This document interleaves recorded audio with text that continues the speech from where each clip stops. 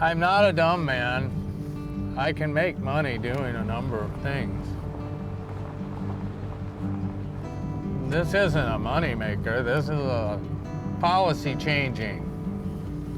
You know, the more I get into this, the more I find that this is a system that's completely out of whack. This is just nuts.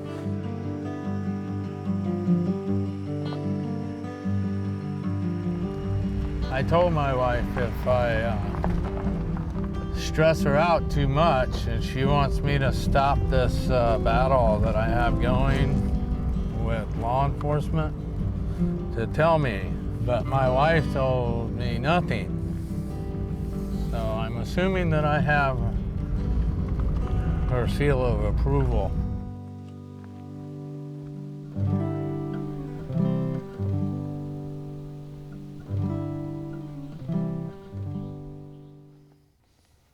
My name's Joe Munson.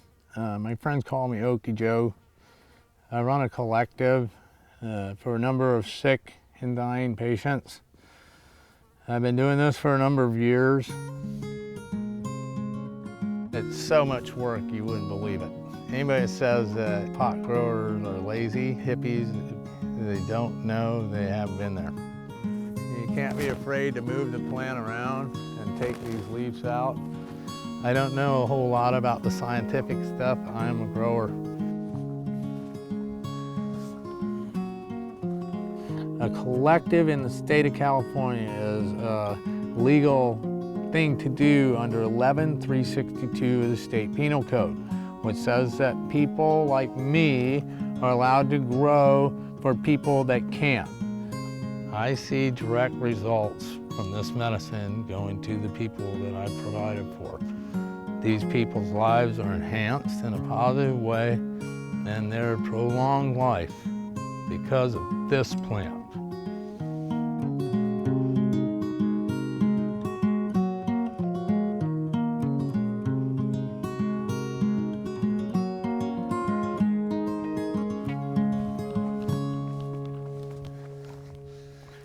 Not bad for a 49-year-old with a broken back, huh? Let's go.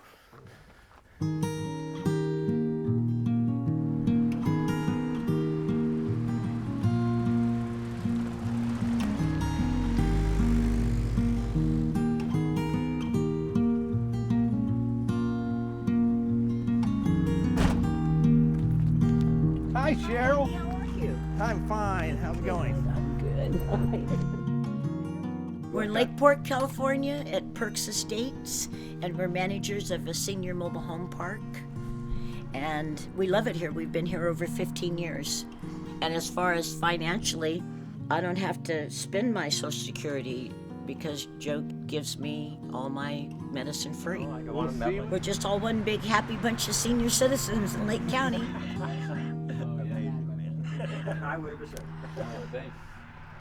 But anyways, I've been smoking cannabis since I was probably 13 years old. My natural father committed suicide, and my older sister and I found him, and I was turned on to pot about maybe a week after his death. And the first time I ever smoked a joint, I knew right then that I can get up and live again. One day I was driving a road grader or a scraper or something, and there was a great big sign in this area, valley fever spores in this area. No one had warned me of such a thing. We weren't educated. This was the first time I'd ever even heard of valley fever, but wow, you know. Sometimes get very hard for me, and I can feel the symptoms, and it's very hard to get out and work and have this. Sometimes you just kind of learn to deal with it, but it is definitely an affliction that medical marijuana does help. And a lot of the seniors here at Perks even smoke it. Well, I believe they all know that we smoke it. At first they were shocked. Now, how many of them that also smoke? I think there's 6 of them here. And they didn't used to, but now they do. They find that it is beneficial.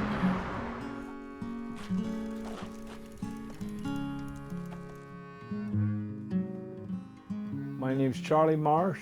I'm a diabetic. I have high blood pressure. I've had bypass surgery triple bypass. I had 2 strokes. You name it, I've got it.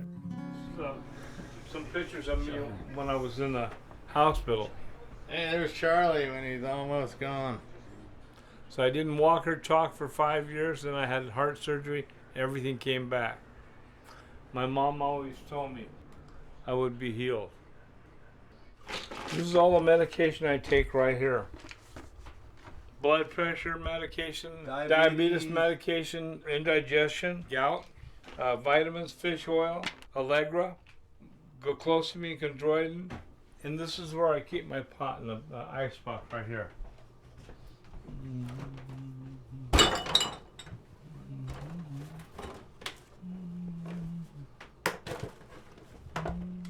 It's been 9 years this year since I had heart surgery. I still take a lot of medication, but I ride my bike every day. That was a prayer that I said. I said, Lord, take me with you, or let me be able to ride my bike. And I got my prayer answered. And marijuana helps me sleep and function every day, you know. Good old Charlie gets on his bike and rides to the hospital on his bike, and the doctors say, well, Charlie, did you ride your bike all the way here? Well, yeah, I did, doctor. Well, man, I couldn't do that. Well, I smoked a joint before I left home, you know. That's why I was able to do that. The doctor says, well, Charlie, I wouldn't recommend that. I'd take some more of these pills.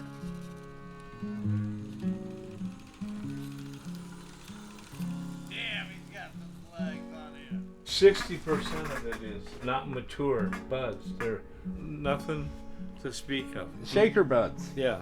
Yeah, that makes good hash, bubble hash. Okay, that's why I'm saving it. Yeah, you don't need to you close know it up like that. Leave the lid off. Okay. I like Joe from the very beginning. He's straightforward, honest, you know. He's always there. Whenever you need it, you call Joe. Yeah, he's fine. He hasn't ruined it. It's got to be trimmed again. I'm going to handle it twice. People who think marijuana slows them down and makes them not sufficient in life, they're wrong. My brother calls it a bike junkyard, but it's supposed to be a bicycle repair. You know, I build bikes for kids. I just charge them, no labor, just charge them for the parts. And keeps me busy all the time. That's what I do.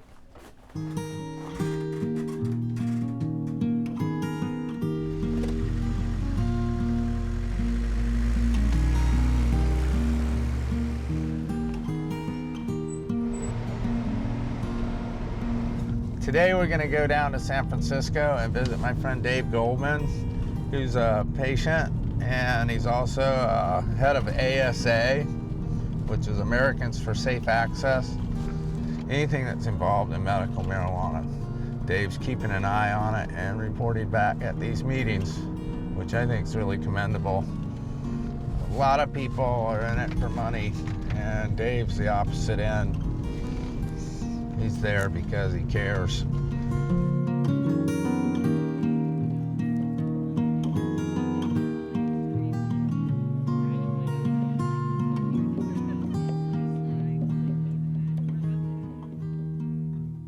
Every day I smoke cannabis, I am in civil disobedience of federal law, and I'm just using it.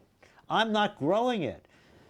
For people who grow more than 99 plants, mandatory 5-year minimum jail sentence. If you grow more than 1,000 plants or more, mandatory 10 years in prison under federal law. My name is David Goldman. For 34 years, I was a high school mathematics teacher, and I retired in 2006. I have chronic headaches. I use cannabis to cure my headaches rather than pharmaceutical drugs. Why? Well, aspirin and Aleve, naproxen sodium, upset my stomach. And I might go into a doctor's office and not look sick to someone, but I've seen people at a regular doctor's office who don't look ill. How can you tell if someone has glaucoma or has anxiety disorder or has sleep disorders? Just to look at people in a doctor's office and say that they're not sick and therefore don't need medical marijuana is absurd. Her recommendation is for a lifetime. That's great. She doesn't have to renew it. I think it's okay to say that it's good to get checked once a year by your doctor. If you're using cannabis medically, I think once a year is not an unreasonable request. Most people should see their doctor once a year anyway. For a good And if checkup. yeah, for a checkup. And if they're using cannabis, I would certainly think it's not inappropriate to expect them to go to their doctor once a year and get. What about chronic illness? What if somebody's Okay. dying and Well, they're not going to get for any those, better? For those, at least as long as they go once a year, I have no problem with a lifetime recommendation.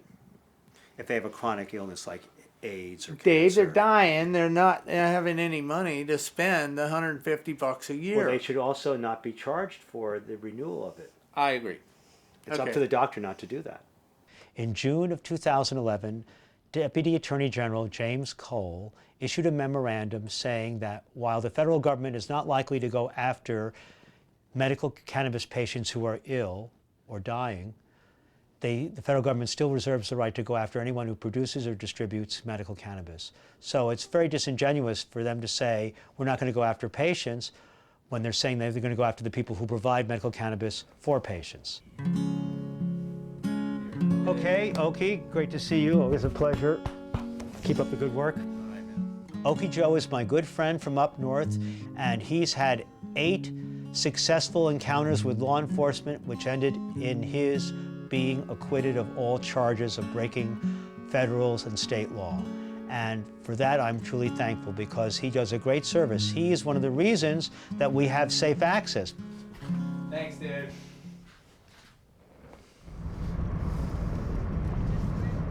You know, I have patients I've never met. The district attorney asked me, is that illegal? And I don't know. She read from the dictionary, what's the definition of a collection? And then she asked the judge presiding over the case, Judge Brown, is this legal? This is a lady that's trying to throw me in prison and take all the medicine from all the patients. Doesn't know if I'm legal or not. So why are they prosecuting me?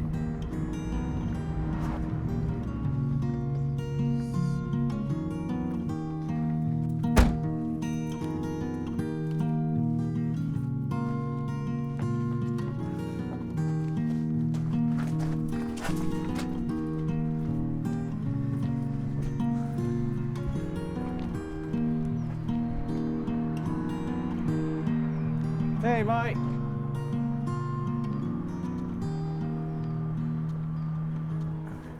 So, how's it going? Good, how you doing? All right, all the plants are out of the ground. Yep, we just Okay. got this one out last night. Okay. And the thieves come back? No. You haven't seen them at all? Nope. You heard anything? No, they're just them kids that keep walking past. Yeah, no, I think those are the culprits. Yeah, looks Okay. like it because they didn't take much thought when they came into the garden. Let's go look in the back. We're in lovely Lake County, California, and we have a lot of low-income people. And the plant that Mike's standing next to right there, the people accessed it. They jumped over the fence and stole about 2 pounds of the patient's medicine. If they didn't ruin it, getting it to wherever they were taking it, street value would probably be worth about $5,000.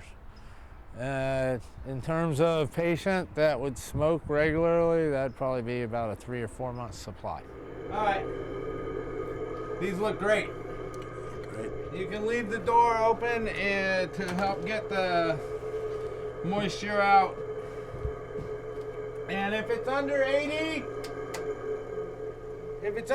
degrees, don't run the fan. Okay. Don't run the air conditioner. Okay. My name is Michael Lapahuska, and I'm a legal medical marijuana patient.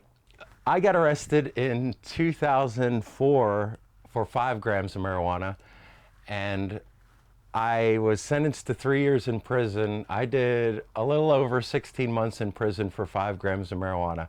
So while I was in prison, I looked into areas where I wouldn't get arrested for marijuana anymore. So I found this area, and Mendocino County really called out to me. So I came out here and got my physician's recommendation immediately, and it changed my whole life. And the weight that is lifted off my back from not being treated like a criminal for my medication anymore, that right there is a bigger thing than anything, I think. I had very severe childhood sexual abuse that went on kind of into my teens. I use marijuana to control symptoms of my post-traumatic stress disorder and ease severe pain in my colon. I've been hospitalized between 20 and 30 times for my illness. And at 26, I was on 6 different medications, over 15 pills a day. And now I just use 2 medications, cannabis and intensive exercise, in order to control the symptoms. And you just take off the stem, because this is not medicine, this is just a stem. Makes the weed taste bad. Takes about 10 days for it to cure. Mexican weed that comes in, they don't do any of this. That would last the average patient, I guess, about 2 days, 3 days. On the street in California, that's worth 40, 50 bucks. On the street in Alabama, what do you think, Mike, 100 bucks? Yeah. I'm trying to get a pardon from the governor of Alabama to visit my family for Christmas and bring my medicine home for Christmas. Everybody says that that's impossible, that he won't even listen. But I don't care what they say, you know. I'd say I can't hurt to ask, can it, you know? It's not like opiates. I'm still coherent when I use marijuana. It does make me a little bit forgetful, but that's the part that helps me with both of my illnesses.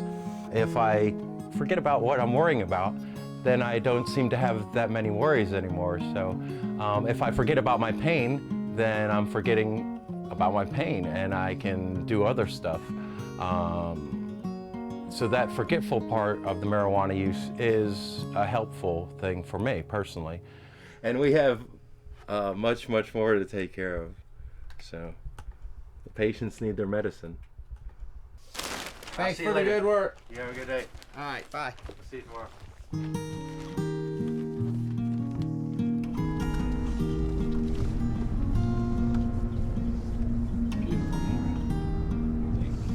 We're gonna go see Patrick Pina. I really respect this guy. He keeps himself very together. And I just come see him when he needs me.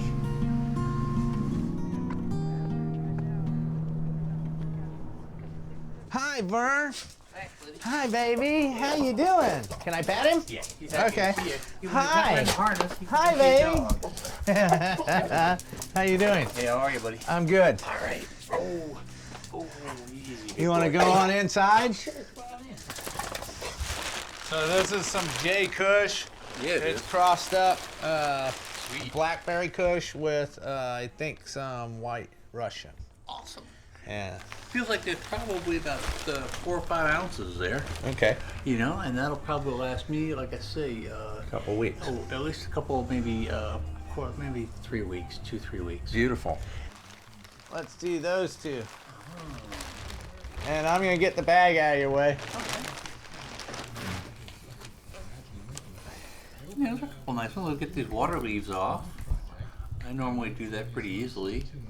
And then if you let the buds sit for a little bit, probably a day or so, sitting out like this. And that makes it dry out a little bit. Yeah. And it'll be some high-grade medicine.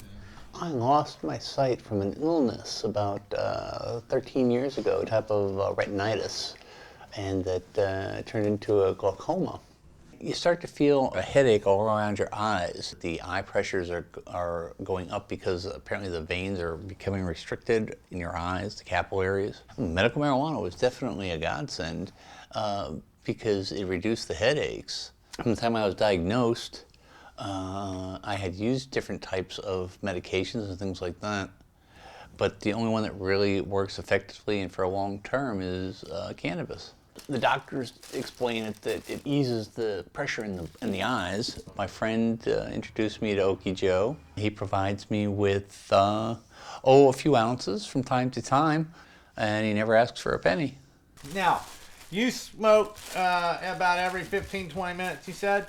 Yeah, when I'm medicated, I'll do it like for an hour. Money becomes a big challenge if you're going to use quality cannabis. I'm reaching.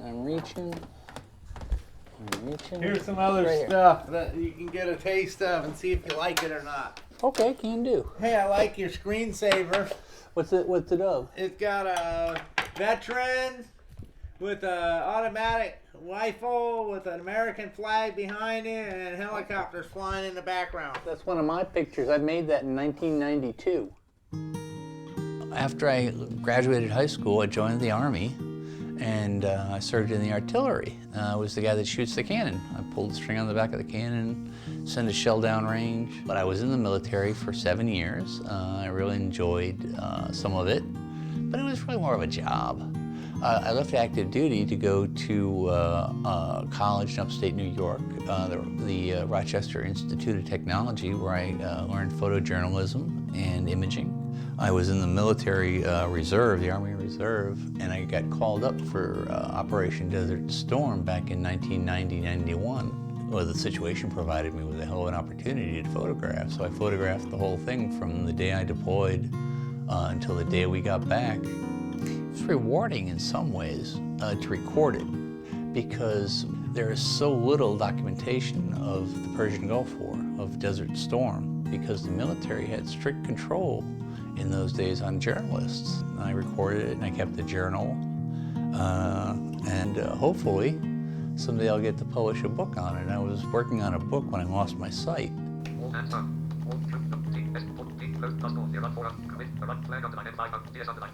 that the same one with the building? No, this one's got the oil. Is it a black sky? Yeah, black sky on the left. And a huge explosion in the middle? Yeah. Yeah, that's an oil fire.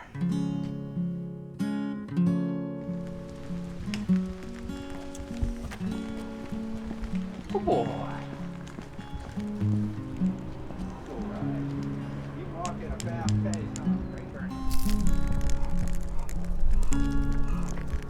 Hey Patrick, I'll see you later.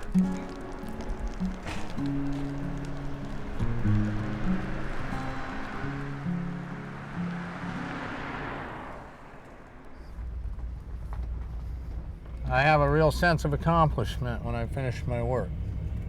I know that these people are benefiting from this. I see it firsthand. Their gratitude and their thanks is just wonderful, man. When I did something wrong when I was a kid, I get this really cold spot inside because I knew my dad was gonna come home and beat me because I was being an asshole. And now I get a warm, fuzzy feeling like that guy Garth from Wayne's World.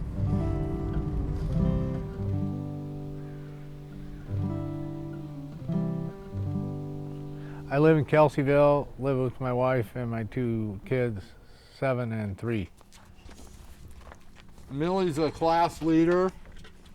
She got moved from 1st to 3rd grade, and she's like one of the... How many class leaders are there? 4. And you're one of the 4? I think, yeah. She's got all sorts of certificates. Trustworthy, responsible, caring, giving, and service. She's one of a kind. Yeah. You only have a few problems left to solve. What's 8 plus 8? 8 plus 8? 16. Thank you. I gotta do something. Yeah, that's yours, Dad. 7:20 in the morning. I was yelling at the kids for not feeding the cat again. And I see these flashing lights on the side of my wall in the house. I'm like, oh geez, here we go again. We were just getting started with the day, and I hear a diesel engine, and I thought maybe it was someone with a tractor coming up to do some work. But I looked over, and there's a guy sitting with an assault rifle, rolling up in a Bearcat armored SWAT vehicle. You know, he told me to put my hands up, and he handcuffed me right away, and you know, he had a machine gun pointed at my face. Got 2 guys with laser dots on me, telling me repeatedly to keep my hands up. I was calm and kept them up and kept my head held high. I felt I had done no wrong and had no shame to be in the situation I was in. My name's Wesley Snyder. I'm studying as an electrical engineer. Originally did physics, had aspirations of becoming an astrophysicist or a nuclear physicist. I was in the middle of a semester and I met Joe. He said he needed some help, so I came out here. It seemed like a good karma kind of thing to try to come out and help those who otherwise may not be able to help themselves. I've been here as a patient doing CBD therapy for my condition, which I've had Lyme's disease since I was 16. I weighed about 90 pounds. When he found out how sick I was, you know, he said, okay, you know, you can come here and stay and have as much medicine, have as much free CBD leaves as you want, you know, and just basically kind of do some healing. It was all just a wonderful experience. Seeing the vastness of the garden was just breathtaking. The smell in the air, the sweetness of it, it was just beautiful from day one. And I was having a great time. Everything was a wonderful experience. And then I got a different type of experience, being swatted. I've never seen a SWAT team other than on television. We spent about 7 months working on these plants. A lot of time and toil. It was not a compliance check at all. What they had going here was a smash and grab. They came here to cut down plants. We were all under the impression that we're breaking no laws. And the police came in, just, you know, couldn't believe there was no drugs, that it was merely horticultural going on here. None of us smoke, none of us drink. There's no cigarettes here. There's no alcohol. My kids eat an organic diet. This is an organic marijuana farm. And I'm proud of it. There's so many people suffering that need the medicine and don't have access to it. And, you know, not to say all the dispensaries are bad or they're the bad guys or we're the good guys or anything like that, but, you know, they're all making millions of dollars. And it's becoming to the point in California where the politics are making it so that your average person can't really grow anymore.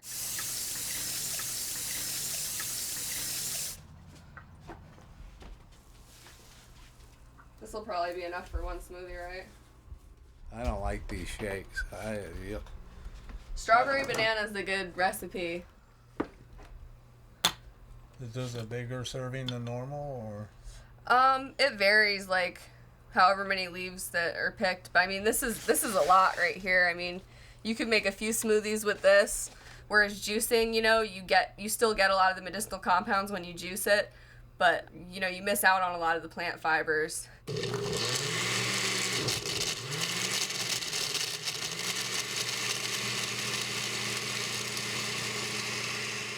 I'm sure that a lot of people that have cancer and other debilitating, life-threatening illnesses can relate. I'm not here to make $1 million.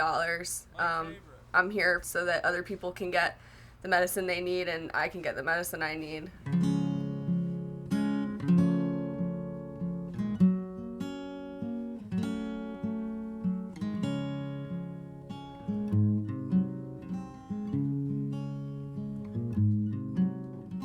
My dad was an engineer in the U.S. Army, graduated from West Point in 1956.